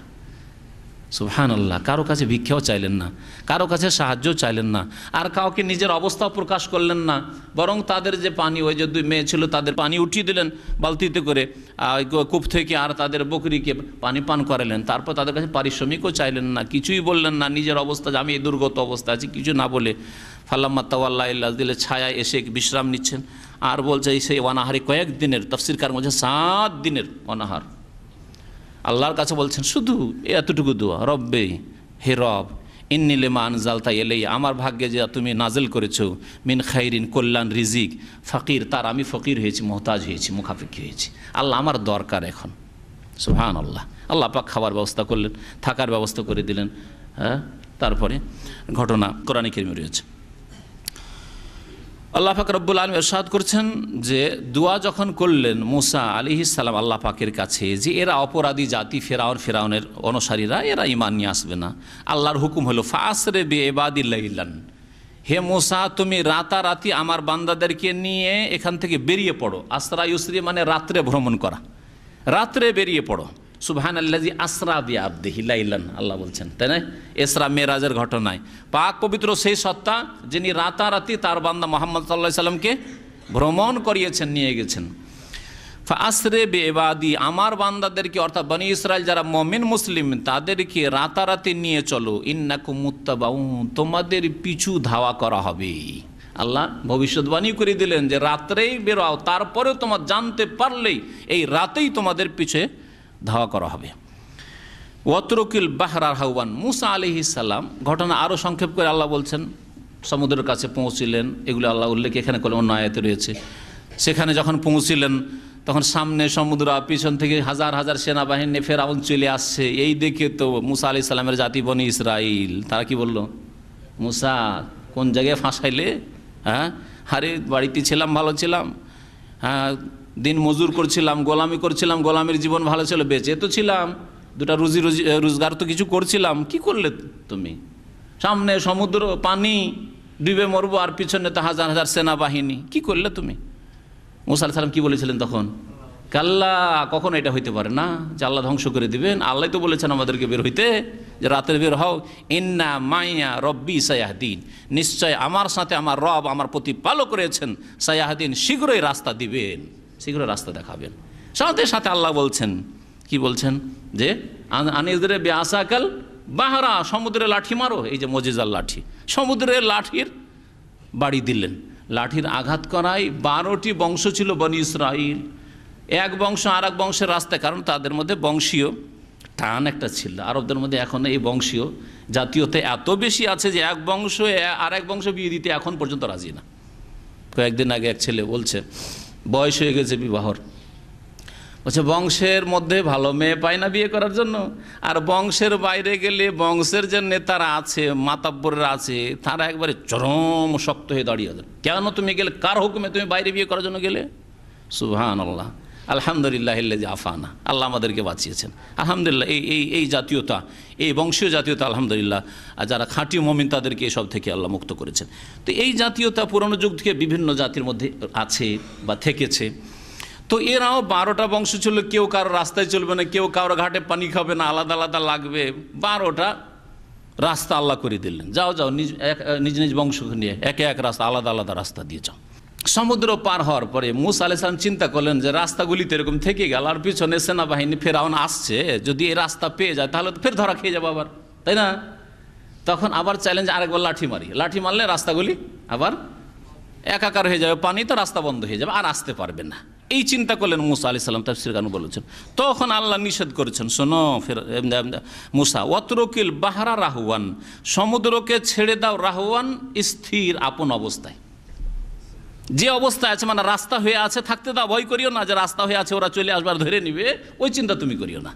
ওয়াতরুকিল বাহরা রাহওয়ান ইন্নাহুম জুনদুম মুগরাকুন, এই ফেরাউন এবং ফেরাউনের সেনাবাহিনী, জুনদুন এমন সেনাবাহিনী, জুন মানে সেনাবাহিনী, ওর জমা হচ্ছে জুনুদ, সেনাবাহিনীকে জুনুদ বলা হয়, জৈশও বলা হয়। ইন্নাহুম জুনদুন, এমন সেনাবাহিনী, মুগরাকুন, যাদেরকে পানিতে নিমজ্জিত করানো হবে, পানিতে ডুবিয়ে দেওয়া হবে। আল্লাহ এখন জানাচ্ছেন যে এদেরকে পানিতে ডুবাবো, সুতরাং রাস্তাগুলো থাকতে দাও, রাস্তাগুলো থাকতে দাও। আল্লাহ পাক তারপরে এত সুন্দর চিত্র তুলে ধরেছেন যেটা ফেরাউনের সাথেও ফিট হবে, আর ফেরাউনের মতো জালেম, কাফের, বদমাইশ যত কিয়ামত পর্যন্ত আসবে সকল জাতি, সকল ব্যক্তির ওপর ফিট হবে। যত পাপিষ্ট কিয়ামত পর্যন্ত আসবে প্রত্যেক জাতির, প্রত্যেক ব্যক্তির, পাপিষ্ট ব্যক্তি এবং জাতির আল্লাহ চিত্র তুলে ধরেছেন। তরজমা তাফসীরটা ভালো করে শুনেন। সুবহানাল্লাহ।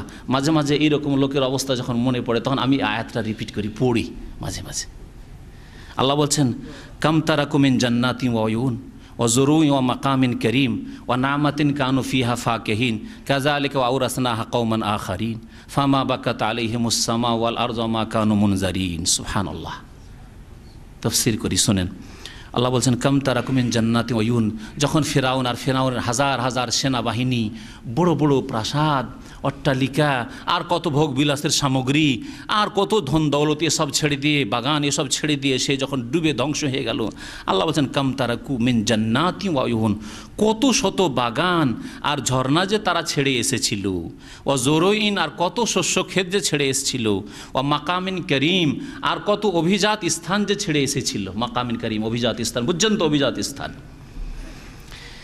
ওয়া নামাতিন কানু ফিহা ফাকির, আর কত যে নিয়ামত আর ভোগবিলাসের সামগ্রী ছেড়ে এসেছিল, ফিহা ফাকির, যা নিয়ে তারা আনন্দিত ছিল। রাতে কিছুক্ষণ আগেই কত আনন্দের জীবনযাপন করছিল, সব ছেড়ে তারা এসেছিল, ধ্বংস হয়ে গেল, পানিতে ডুবে সব সর্বনাশ হলো তাদের। কাযালিকা, আল্লাহ বলছেন, আমি এইরকমই করে থাকি। ও আওরাসনাহা কওমান আখারিন, আর এইসব ধন দৌলতের, এসব শস্য ক্ষেতের, তাদের বাড়ি ঘরের, তাদের দেশের আমি উত্তরাধিকারী বানিয়ে দিলাম কওমান আখারিন, অন্য জাতিকে। ধ্বংস হয়ে গেল ফিরাউনের জাতি, আর মিশরের আল্লাহ পাক রব্বুল আলামিন নেতৃত্ব দিয়ে দিলেন তখন বনি ইসরায়েলদেরকে দিয়ে দিলেন। আল্লাহ কি করতে পারেন না, চিন্তা করেন তো। কয়েক মিনিটের মধ্যে ধ্বংস হয়ে কিভাবে পরিবর্তন ঘটল। এইরকম যে কোনো জালেমদের কথা আপনি চিন্তা করে দেখেন, যে তারা কত সুন্দর বাগান, আর কত সুন্দর ঝর্ণায়, আর কত তাদের ধন সম্পদ, আর কত তাদের ভোগবিলাসের সামগ্রী ছিল, আর কি জীবনযাপন তারা করত, কোথা থেকে কোথায় চলে গেছে। আছে নামগন্ধ তাদের, হ্যাঁ, তাদের বংশ পরিচয় পাওয়া যাচ্ছে যে তার ভাই বোন কেউ বেঁচে আছে, তার ছেলে মেয়েরা আছে, তাদের আত্মীয় স্বজনরা আছে, অমুক জায়গায় আছে, সসম্মানে আছে, কিছু আছে, সব শেষ হয়ে গেছে। নাম ধরার কোনো প্রয়োজন নেই। প্রত্যেক যুগে যুগে এইরকম জালেমদের দশা আপনি দেখতে পাবেন, যেমন ফেরাউন এবং ফেরাউনের অনুসারীদের হয়েছে।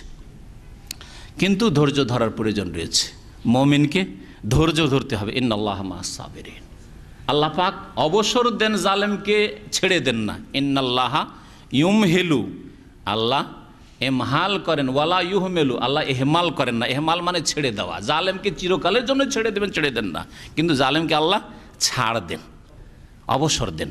আচ্ছা, কিছুদিন আমোদ ফুর্তি করো, কিছুদিন বদমাইশি করো। আল্লাহ বলছেন, কাযালিকা আওরাসনাহা কওমান আখারিন, এইভাবে আমি করে থাকি এবং অন্য জাতিকে তাদের ওয়ারিস বানিয়ে দিলাম, উত্তরাধিকারী বানিয়ে দিলাম।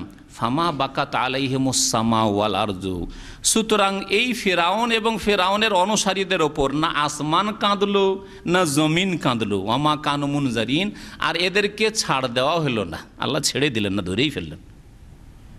কেমন কথা, আসমান কাঁদলো না, জমিন কাঁদলো না, ফেরাউনের ওপর কাঁদলো না, ফেরাউনের সেনাবাহিনীর ওপর কাঁদলো না, তাহলে মুমিনদের ওপর নিশ্চয় কাঁদে আসমান জমিন, তাই না? হ্যাঁ, কাঁদে, জি কাঁদে। এই আয়াতের প্রমাণ যে যখন কাফেরদের ওপর কাঁদেনি ফেরাউন এবং ফেরাউনের অনুসারী কাফের জালেমদের ওপর আসমান জমিন কান্না করেননি, তাহলে যারা মুমিন, যারা মুত্তাকি, যারা পরহেজগার, যারা আল্লাহর বন্ধু, আল্লাহর ওলি, তাদের জন্য অবশ্যই আসমান জমিন কান্না করে। নবী করিম সাল্লাল্লাহু আলাইহি সাল্লামের হাদিসে তাফসীর এর ব্যাখ্যা রয়েছে যে মানুষ যদি সৎ হয়, ভালো মানুষ হয়, তাহলে ভালো মানুষের আমল আকাশ পথে যায়, তাই না? ইলাইহি ইয়াসআদুল কালিমুত তাইয়্যিব ওয়াল আমালুস সালিহ, আল্লাহ বলছেন যে আল্লাহ পাকের কাছে ইয়াসআদু, চড়ানো হয়, আল কালিমুত তাইয়্যিব, ভালো কথাগুলি, ওয়াল আমালুস সালিহ, নেক আমলগুলি। তাহলে নেক আমলগুলি, নেক বান্দাদের আসমানে নিয়ে যাওয়া হয়। আসমানে যেই দ্বার দিয়ে নিয়ে যাওয়া হয়, যেই গেট দিয়ে নিয়ে যাওয়া হয়, সেই দ্বার দেখে যে অমুক অমুক বান্দা, নেক বান্দারা ছিল, তাদের আমলগুলি আসতো আমাদের রাস্তা দিয়ে। আর আসে না কেন? জানতে পারে যে তারা মারা গেছে, তাদের আমল বন্ধ হয়ে যায়। মাতা ইবনু আদম ইনকাতা আমালু, আদম সন্তান মারা গেলে তাদের আমল বন্ধ হয়ে যায়, তখন আসমান কান্না করে, তখন আসমান কান্না করে। যেই জায়গায় নামাজ পড়তো জমিন ওয়াল আরদ, জমিনও কান্না করে। যেই জায়গায় নামাজ পড়তো, যেই জায়গায় দোয়া করতো, যেই জায়গাতে নেক আমল করতো, যেই জায়গাতে নেক বান্দা ভালো কাজের জন্য চলাফেরা করতো, মানুষের উপকার করত, সেই জায়গাগুলি দেখে যে এই লোক যে মানুষের উপকার করত, এই লোক যে 5 ওয়াক্ত নামাজ পড়তো, এই লোক যে আল্লাহর সামনে কান্না করতো আমার উপর বসে, আমার পিঠে বসে, এ তো আর নেই। তখন ওই জমিনও কান্না করে। জি, ফামা বাকাত আলাইহিমুস সামা ওয়াল আরদু মা কানু মুনজারিন ওয়ালাকাদ নাজ্জাইনা বানি ইসরাঈল মিনাল আযাবিল মুহিন। আল্লাহ পাক বলছেন যে ফিরআউনকে ধ্বংস করে দিয়ে, ফিরআউন সেনাবাহিনীকে ধ্বংস করে আমি নিঃসন্দেহে পরিত্রাণ দিলাম, নাজাত দিলাম বনি ইসরাঈলদেরকে মিনাল আযাবিল মুহিন, লাঞ্ছনাকর অপমানজনক আযাব থেকে, শাস্তি থেকে। সেই আযাব ছিল কার পক্ষ থেকে? মিন ফিরআউনা, ফিরআউনের পক্ষ থেকে। ইন্নাহু কানা আলিয়াম মিনাল মুসরিফিন, সেই ব্যক্তি সীমালঙ্ঘনকারীদের শীর্ষস্থানে ছিল। আলিয়ান মানে শীর্ষস্থানে, আর মুসরিফিন মানে যারা সীমালঙ্ঘনকারী। ইন্নাহু কানা আলিয়ান, শুধু সীমালঙ্ঘনকারী ছিল না বা তাদের অন্তর্ভুক্ত ছিল না, বরং সীমালঙ্ঘনকারী দুনিয়াতে যত হয় তাদের শীর্ষস্থানে এই ফিরআউন ছিল। আল্লাহ বলছেন ওয়ালাকাদ ইখতারনাহুম আলা ইলমিন আলাল আলামিন, আর আমি মনোনীত করেছি বনি ইসরাঈলদেরকে আলা ইলমিন, জেনে শুনে বিশ্বজাহানের ওপর। সেই যুগে আল্লাহ পাক যে বনি ইসরাঈলদেরকে মনোনীত করেছেন, সম্মানিত করেছেন, এটা সর্বযুগের জন্য না, কখনকার জন্য? সেই জামানার জন্য, যেই জামানায় বনি ইসরাঈলদের কাছে আল্লাহ পাক নেতৃত্ব রেখেছিলেন। উম্মতে মুহাম্মাদিয়া আলা সাহেবা আফজালুস সালাত ওয়া আতাম্মুত তাসলিম, নবী করিম সাল্লাল্লাহু আলাইহি সাল্লামের উম্মত, শেষ উম্মত। এই উম্মত আসার পরে আল্লাহ পাক, তার আগে বনি ইসরাঈলদের বদচরিত্র আল্লাহ দেখে নিলেন, ইহুদিদের দিন বিকৃত করা, তাওরাত বিকৃত করা আল্লাহ দেখলেন, তাদের আল্লাহ পাক রব্বুল আলামিন কুফরি দেখলেন, তাদের বেয়াদবি দেখলেন, তাদের পাপ দেখলেন, বহু নবীদেরকে তারা হত্যা করেছে, তাদের বদচরিত্রের কথা আল্লাহ পাক কোরআনে কারীমের বিভিন্ন দিক থেকে তুলে ধরেছেন। তখন তাদের কাছ থেকে, ইহুদি নাসারাদের কাছ থেকে, বনি ইসরাঈল যারা ছিল তাদের কাছ থেকে নেতৃত্ব, কিয়াদত, লিডারশিপ ছিনিয়ে নিয়ে আল্লাহ পাক উম্মতে মুহাম্মাদিয়াকে দিয়ে দিলেন। আর আল্লাহ কোরআনে কারীমে ঘোষণা করলেন কুনতুম খায়রা উম্মাতিন, তোমরা হচ্ছ শ্রেষ্ঠ উম্মত, তোমরা শ্রেষ্ঠ উম্মত। আর উম্মতে মুহাম্মাদিয়া শ্রেষ্ঠ উম্মত যে হয়েছে 1400 বছর আগে, এটা কিয়ামত পর্যন্ত অব্যাহত থাকবে, কিন্তু তাদের গুণ লাগবে 3টি। তা'মুরুনা বিল মা'রুফ, ভালো কাজের উপদেশ দেবে, ভালো কাজ নিজে করবে, অন্যকে করাবে। ওয়া তানহাউনা আনিল মুনকার, অন্যায় থেকে নিজে বিরত থাকবে, অন্যদেরকে বিরত রাখবে। ওয়া তু'মিনুনা বিল্লাহ, আল্লাহর প্রতি ঈমানকে মজবুত করবে। আল্লাহর প্রতি ঈমানই আমাদের দুর্বল হয়ে পড়েছে। তাহলে বাকি মানুষকে উপদেশ দেওয়া ভালো কাজের, অন্যায় বাধা দেওয়া, অন্যায়ের প্রতিবাদ করা, ওগুলি তো গেছে। যার ফলে আল্লাহ পাক রব্বুল আলামিন আবার আমাদেরকে ওই ইহুদি নাসারাদের রাস্তায় আল্লাহ নামিয়ে দিয়েছেন, লাঞ্ছিত অপদস্থ করে দিয়েছেন। আল্লাহ পাক আমাদেরকে এই বালা মুসিবত থেকে যেন উদ্ধার হওয়ার তৌফিক দান করেন, আল্লাহ আমাদের সংশোধন করার যেন তৌফিক দান করেন। আল্লাহ কোরআনে কারীমে এই উম্মতের শ্রেষ্ঠত্বের কথা আরও সূরা বাকারার একটি আয়াতে বলেছেন, ওয়া কাযালিকা জাআলনাকুম উম্মাতান ওয়াসাতা, এইভাবেই আমি জাআলনাকুম, হে মুসলিমরা, হে নবী সাল্লাল্লাহু আলাইহি ওয়াসাল্লাম উম্মতরা, তোমাদেরকে উম্মতে ওয়াসাত করেছি। ওয়াসাত মানে মধ্যপন্থী উম্মত, ওয়াসাত মানে খেয়ারান, তাফসীর কারগণ বলেছেন শ্রেষ্ঠ উম্মত, তোমাদেরকে শ্রেষ্ঠ উম্মত করেছি। আল্লাহ পাক এই নেতৃত্ব যে বনি ইসরাঈলদের কাছ থেকে নিয়ে আল্লাহ নবী করিম সাল্লাল্লাহু আলাইহি ওয়াসাল্লাম এবং তার উম্মতকে দিয়েছেন, এর একটা বাস্তব প্রমাণ হচ্ছে নবী সাল্লাল্লাহু আলাইহি ওয়াসাল্লামের মেরাজের সফর। নবী করিম সাল্লাল্লাহু আলাইহি ওয়াসাল্লামের মেরাজের সফর এটা প্রমাণ করলো যে এখন নেতৃত্ব বনি ইসরাঈলদের কাছ থেকে চলে আসলো কোথায়? মুহাম্মদুর রাসূলুল্লাহ সাল্লাল্লাহু আলাইহি ওয়াসাল্লাম এবং তার উম্মতের কাছে। এবং তার সাথে সাথে নবী করিম সাল্লাল্লাহু আলাইহি ওয়াসাল্লাম সমস্ত নবীর ইমামতি করলেন বাইতুল মুকাদ্দাসে।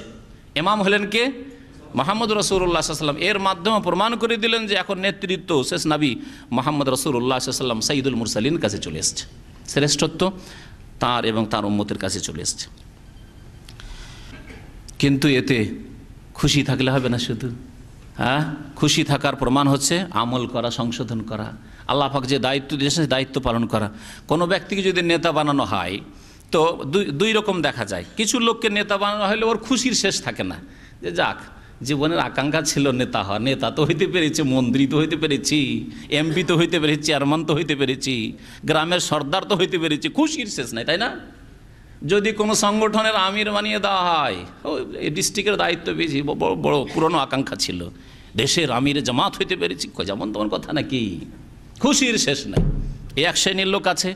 আর এক শ্রেণীর লোক না খুশি না, তার এই বড় দায়িত্ব মাথায় চাপায়, তার এই বোঝা নিয়ে এসে চিন্তাশীল, আল্লাহ এই বোঝা যে আমার উপর আসলো, এই আমানত কি আদায় করতে পারবো? আমি কি আমার ডিস্ট্রিক্টের লোকের খেদমত করতে পারবো যে জন্য আমাকে জনগণ পাঠিয়েছে এখানে? আমি কি আমার দেশের সেবা করতে পারবো, জাতির সেবা করতে পারবো, জাতির কল্যাণ করতে পারবো যে জন্য আমাকে প্রতিনিধি করে পাঠিয়েছে তারা? এই বোঝা নিয়ে এসে চিন্তাশীল হয় এবং আল্লাহর কাছে কান্না করে যে আল্লাহ তুমি তৌফিক দাও।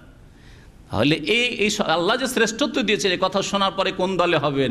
খুশি হবেন না এই গুরু দায়িত্ব পালন করার জন্য আল্লাহর কাছে তৌফিক চাইবেন? আল্লাহ পাক যেন তৌফিক দান করেন। আল্লাহ পাক আমাদেরকে শ্রেষ্ঠ উম্মত বাস্তবে নিজেকে প্রমাণ করার জন্য তৌফিক দান করেন। আল্লাহ পাক তারপর ইরশাদ করছেন, ওয়া আতাইনাহুম মিনাল আয়াতি মা ফিহি বালাউম মুবিন। ওয়া আতাইনাহুম, বনি ইসরাইলদেরকে এমন এমন নিদর্শন দিয়েছিলাম, মা ফিহি বালাউম মুবিন, যাতে ছিল সুস্পষ্ট পরীক্ষা। আল্লাহ পাক এমন এমন মুজিজা দিয়েছিলেন মুসা আলাইহিস সালামকে, তা দিয়ে আল্লাহ পাক তাদেরকে পরীক্ষা করেছিলেন। ইন্না হাওলা লা ইয়াকুলুন ইন হিয়া ইল্লা মাউতাতুনাল উলা। এখান থেকে আল্লাহ পাক কাফেরদের কথা উল্লেখ করছেন, যে কাফেররা পরকালকে বিশ্বাস করতো না, পুনরুত্থানকে বিশ্বাস করতো না, মরার পরে উঠতে হবে, এই হাড্ডি সরে যাবে, গোশত সরে যাবে, তা আবার আল্লাহ পাক প্রাণ দেবেন, আবার জবাবদাহি করতে হবে, এসব কথা বিশ্বাস করতো না। আল্লাহ পাক তাদের সম্পর্কে বলছেন, ইন্না হাওলা লা ইয়াকুলুন, এই কাফেররা বলে থাকে বা বলবে, ইন হিয়া ইল্লা মাউতাতুনাল উলা, এ তো আমাদের একটি মত মাত্র, প্রথম মত মাত্র, এই প্রথম মৃত্যু, এই মৃত্যুই। ওয়ামা নাহনু বিমুনশারিন, আর আমাদেরকে পুনরুত্থান করা হবে না, আমরা পুনরুত্থিত হব না, আমাদেরকে উঠানো হবে না। এবং তারা তার দলিল প্রমাণ হিসাবে বলতো, ফাতু বে আবায়না ইন কুনতুম সাদিকিন, হে মুহাম্মদ সাল্লাল্লাহু আলাইহি সাল্লাম, হে নবী, যদি আপনি বলেন যে আমাদেরকে একদিন উঠতে হবে, তো আমাদের পূর্বর যারা হাজার হাজার বছর আগে, 200-500 বছর আগে মারা গেছে, তারা উঠে আসুক। তাহলে একদল উঠে আসলে বিশ্বাস করবে যে ওরা গিয়েছিল, উঠে এসছে, সুতরাং আমাদেরকেও কয়েকশো বছর পর আবার উঠে আসতে হবে, এই ধরনের কথা বলতো। ফাতু বি আবায়ান, আমাদের পূর্বপুরুষদেরকে নিয়ে এসে দেখাও, ইন কুনতুম সাদিকিন, তোমরা যদি তোমাদের কথায় সত্যবাদী হও যে আল্লাহর সামনে জবাবদেহি করতে হবে, উঠতে হবে, এইসব কথায়, এই বলে তারা পরকালকে অস্বীকার করত। আল্লাহ বলছেন মক্কার কুরাইশদের সম্পর্কে, কাফেরদের সম্পর্কে, আহম খায়রুন আম কওম তুব্বা, এই মক্কার লোকেরা বেশি শ্রেষ্ঠ, বেশি শক্তিশালী না তুব্বা জাতি যারা বসবাস করতো ইয়ামানের সাবা এলাকায়? সাবা এলাকায় তাদের বড় শক্তিশালী রাজত্ব ছিল এবং তারা বড় শক্তিশালী জাতি ছিল।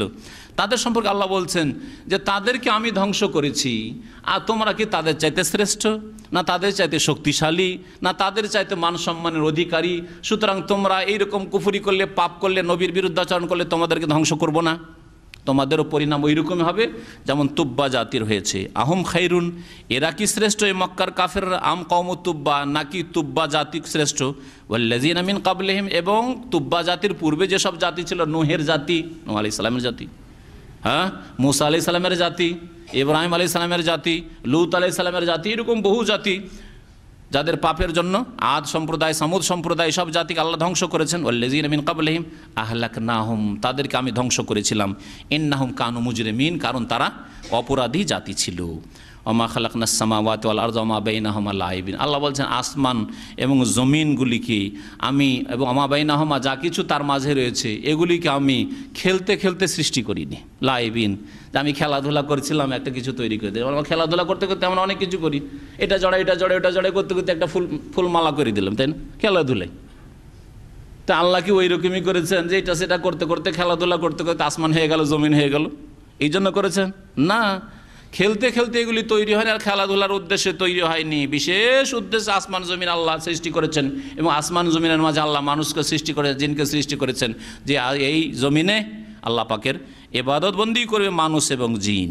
আল্লাহ বলছেন মা খালাকনাহুমা ইল্লা বিল হক, আসমান জমিনকে আমি সৃষ্টি করিনি, একমাত্র সৃষ্টি করেছি ইল্লা বিল হক, হ্যাঁ, বিশেষ উদ্দেশ্যে বা যথাযথভাবে, বিল হককে, ভালো উদ্দেশ্যে সৃষ্টি করে, সেটা হচ্ছে আল্লাহ পাকের ইবাদতবন্দি করবে, এই জমিন আবাদ করি। ওয়ালাকিন্না আকসারাহুম লা ইয়ালামুন, কিন্তু অধিকাংশ লোকেরা তা জানে না বা বোঝার চেষ্টা করে না। আল্লাহ পাক রব্বুনা বলছেন ইন্না ইয়াউমাল ফাসলি মিকাতুহুম আজমাইন, নিশ্চয়ই বিচার দিবস, ইয়াউমাল ফাসল, যেদিন ফয়সালা হবে, বিচার দিবস, মিকাতুহুম আজমাইন, তাদের সকলের নির্ধারিত সময়, কিয়ামতের দিনে সকলকে সময় দেওয়া হয়েছে, সেই দিন সবাইকে হাজির হইতে হবে। দুনিয়াতে হয়তো কেউ ধরা খেলো না, দুনিয়াতে আল্লাহ পাক পাকড়াও করলেন না, শাস্তি দিলেন না, কিন্তু কিয়ামতের দিন সকলের জন্য নির্ধারিত সময়, ইয়াউমা লা ইউগনি মাওলান আম মাওলান শাইআন ওয়ালা হুম ইনসারুন, যেদিন কোনো বন্ধু কোনো বন্ধুর কাজে কোনো ক্ষেত্রে সামান্য ক্ষেত্রেও আসবে না, ওয়ালা হুম ইনসারুন, এবং তাদের সাহায্য করা হবে না, ইল্লা মান রাহিমাল্লাহ, তবে আল্লাহ পাক যার উপর দয়া করবেন, ইন্নাহু হুয়াল আজিজুর রাহিম, তিনি সর্বজয়ী এবং তিনি দয়াবান। তো আল্লাহ পাক যদি দয়া করেন তাহলেই সাহায্য হবে, মানে শাফাত হবে। আল্লাহ যদি দয়া করেন তাহলেই সেখানে আপনজন কাজে আসবে, নবী করিম সাল্লাল্লাহু আলাইহি সাল্লাম কাজে আসবেন, আল্লাহর নেক বান্দারা কাজে আসবে। আর আল্লাহ যদি দয়া না করেন কাজে আসবে। আল্লাহ দয়া করবেন কার উপর? মুমিনের ওপর, মুআহিদ যে তৌহিদে বিশ্বাসী তার ওপর, মুশরিকের উপর আল্লাহ দয়া করবেন না। আল্লাহ কাফের উপর দয়া করবেন না, আল্লাহ বেনামাজির উপর দয়া করবেন না। আল্লাহ পাক তারপরে জাহান্নামের কিছু কথা উল্লেখ করেছে, ইন্না শাজারাতা জাক্কুম, নিশ্চয়ই জাক্কুম নামক গাছ, জাক্কুম কাঁটাযুক্ত গাছ, এটা হবে জাহান্নামীদের খাবার। তো আমুল আসিম, গুনাহগার পাপিষ্টদের খাবার। আসিম ইসম মানে গুনাহ, আসিম মানে পাপিষ্ট, গুনাহ আর গুনাহগার, গুনাহগারের খাবার। কাল মুহলি, যেটা হবে গলিত তামার মতো। কাল মহল মানে তামা গলিয়ে যে অবস্থা হয়, ফুটন্ত তামা, ওই রকম হবে এই খাবার। এক তো কাঁটাযুক্ত, তারপরে ফুটন্ত একবারে গলিত তামার মতো। কালমহলের একটি তাফসির এটি। কেউ কেউ তাফসির করেছেন কালমহলে মানে হচ্ছে তেলকে ফুটিয়ে ফুটিয়ে ফুটিয়ে যে তেলের নিচখানে গর্দা ময়লা সহ, ময়লা আবর্জনা সহ যে তেলটা কালো হয়ে থাকে, ওই রকম কালমহলে, এরকম তাফসির করেছেন। আর একটি তাফসির করা হয়েছে যে যেটা গলিত তামার মতো থাকবে সেটা গলিত তামা না, সেটা হবে আস-সাদিদ আল মুনতিন, পুঁজ, জাহান্নামীদের রক্ত পুঁজ। জাহান্নামীরা জ্বলে জ্বলে যেসব রক্ত পুঁজ হবে, এটা হবে জাহান্নামীদের খাবার। ওই জাক্কুম কাঁটার সাথে, কাঁটা আর কাঁটার সাথে পুঁজ আছে। সুবহানাল্লাহ। আল্লাহ যেন আমাদের হেফাজত করেন, আল্লাহ আমাদেরকে জাহান্নাম থেকে রক্ষা করেন। ইয়াগলি ফিল বুতুন, যা পেটে ফুটতে থাকবে, জাহান্নামীদের পেটে টকবক করে ফুটতে থাকবে, এত গরম। কাগালিল হামিম, ফুটন্ত পানির মতো। আল্লাহ পাকের হুকুম হবে, খুজু হো, এদেরকে ধরো, ধরো এই জাহান্নামীদেরকে। ফাতেলু ইলা সাওয়াইল জাহিম, এবং এদেরকে টেনে নিয়ে আসো। ফাতেলু মানে টেনে নিয়ে আসো, টেনে হেঁচড়ে নিয়ে আসো, ইলা সাওয়াইল জাহিম, জাহান্নামের মাঝখানে। জাহিম জাহান্নাম, আর সাওয়া মানে মাঝখানে, জাহান্নামের মাঝখানে টেনে নিয়ে আসো। কিনারেই থাকবে, জাহান্নামের কাছে থাকবে না, জাহান্নামের মাঝখানে এদেরকে টেনে আসো, ভালো করে শাস্তি দাও এদেরকে। সুম্মা সুব্বু ফাওকা, তাতেই যথেষ্ট হলো না যে জাহান্নামে ফেলে দেওয়া হচ্ছে, জাহান্নামের মাঝখানে ফেলে দেওয়া হচ্ছে। আল্লাহ বলবেন অতঃপর সুব্বু ফাওকা রাসহি, এই জাহান্নামীদের মাথার ওপর ঢালু, মিন আযাবিল হামিম, গরম উত্তপ্ত পানি। আল্লাহু আকবার। যুক, আর আল্লাহর পক্ষ থেকে হুকুম হবে, ফেরেশতারা বলে যুক, চাখো, স্বাদ গ্রহণ করো। যুক ইন্নাকা আনতাল আজিজুল করিম, তুমি তো বড়ই শক্তিশালী ছিলে, আজিজ, বড়ই পরাক্রান্ত দুনিয়াতে ছিলে, বড়ই নেতা ছিলে, বড়ই ধনাঢ্য ছিলে, বড়ই শক্তিশালী ছিলে। আল করিম, বড়ই সম্মানিত ছিলে, তোমার কাছে মানুষরা এসে কথা বলতে সাহস পেত না, বড়ই সম্মানিত ছিলে। ইন্না হাযা মা কুনতুম বিহি তামতারুন, এই জাহান্নাম সম্পর্কে তোমরা সন্দিহান ছিলে। তামতারুন মানে তাশুক্কুন, তোমরা সন্দেহ করতে।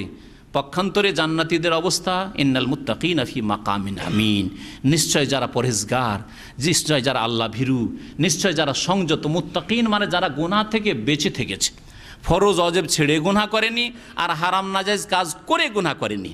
ইন্নাল মুত্তাকিন, আল্লাহ বলেননি যে শুধু মুমিনিন মুসলিমিন, শুধু মুসলিম হইলে, জন্মসূত্রে মুসলিম হইলে জান্নাত, এ কথা বলেননি।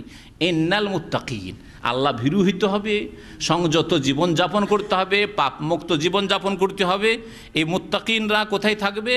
ফি মাকামিন আমিন, নিরাপদ স্থানে বসবাস করবে। কোথায় সেটা? ফি জান্নাতি ওয়ায়ুন, বহু জান্নাতে, ওয়ায়ুন আর বহু ঝর্ণায়। ইয়ালবাসুনা মিন সুন্দসিন ওয়া ইস্তাবরাক, আর তারা পরিধান করবে মিন সুন্দসিন, চিকন পাতলা রেশম। সুন্দস হচ্ছে পাতলা রেশম, ওয়া ইস্তাবরাক হচ্ছে মোটা রেশম। মানুষ দুই রকমই কাপড় পছন্দ করে। দেখেন আজকে গরম লাগছে, একটু পয়সা আছে, পাতলা কাপড় পরে চলে এসছি আমরা, তাই না, সাদা কাপড়। আর যখন দেখবো শীত শীত লাগছে, তখন গরম কাপড় পরে চলে এসছে। তার মানে এতেই বোঝা যাচ্ছে যে না, কিছু পয়সা কমপক্ষে আছে, যে দুই রকম দুই সিজনের কাপড় রাখতে পারছেন। পক্ষান্তরে এমন একটা যুগ ছিল আমাদের, আবার আপনাদের অনেকের ছিল, যে যেই যুগে পৌষ মাঘ মাসের শীতে যেই কাপড় পরেছি সেটাই বৈশাখ জ্যৈষ্ঠী আর আষাঢ় শ্রাবণের গ্রীষ্মকালে সেই কাপড় কাপড়, মোটা তো মোটাই আর পাতলা তো পাতলা, একই অবস্থায় ঠান্ডায় কাটাতে হয়েছে, হয়নি? অভাবের কারণে। তো আল্লাহ পাক রব জান্নাতীদেরকে যা ইচ্ছা তাই দেবেন, মানুষের মনের চাহিদা, যখন যেমন সিজন তখন তেমন কাপড়।